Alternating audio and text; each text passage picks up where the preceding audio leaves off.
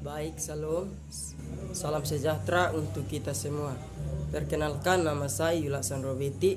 Di sini saya akan menjelaskan sedikit materi tentang motivasi dalam belajar. A. Pengertian motivasi. Pengertian motivasi yaitu suatu tenaga atau faktor yang terdapat di dalam diri manusia yang menimbulkan, mengarahkan, dan mengorganisasikan tingkah lakunya.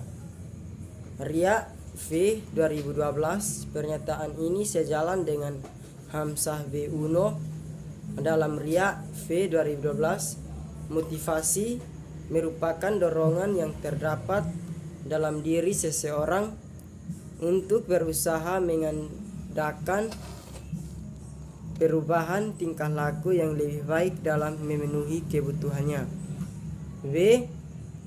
Motivasi dalam belajar. Menurut Elida dalam Ria 2012, teori motivasi dibagi menjadi 3, yaitu 1. Teori kebutuhan adalah teori yang mengatakan bahwa manusia sebagai makhluk yang tidak akan puas hanya dengan terpenuhi satu kebutuhan, tetapi ia akan puas jika semua kebutuhan terpenuhi. 2. Teori humanistik. Teori humanistik ini percaya bahwa ada satu motivasi, yaitu motivasi yang hanya berasal dari masing-masing individu. Motivasi tersebut dimiliki oleh individu atau sepanjang waktu dan dimana pun ia berada. Yang ketiga, teori behavioristik.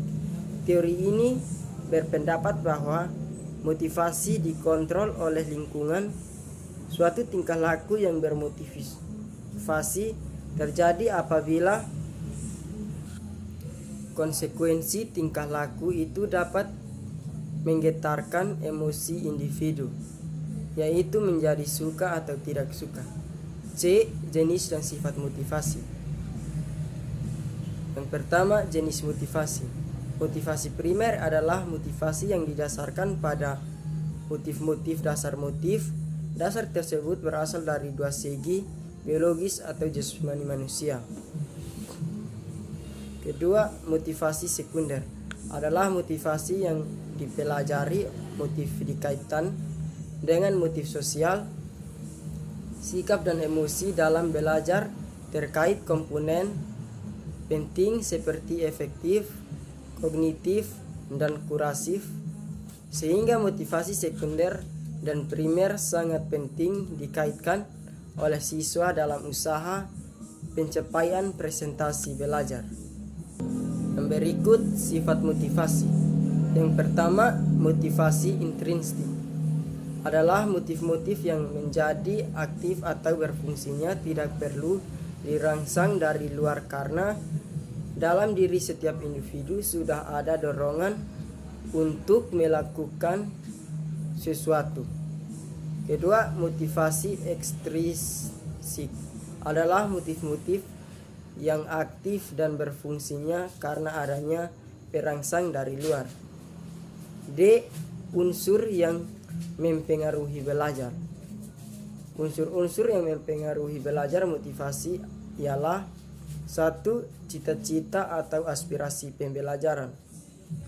2. Kemampuan belajar. 3. Kondisi pembelajar.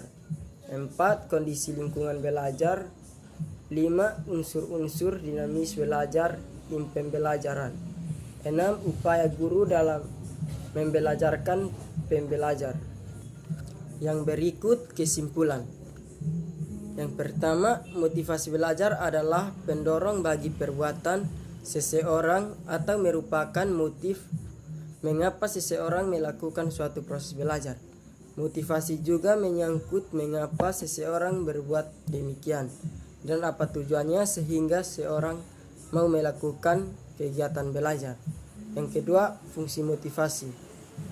Fungsi motivasi sebagai berikut: mendorong orang untuk berbuat dalam mencapai tujuan, penentu arah perbuatan yakni ke arah tujuan, yang berkehendak mencapai penseleksi perbuatan sehingga perbuatan orang mempunyai motivasi senantiasa selektif dan tetap terarah kepada tujuan yang ingin dicapai.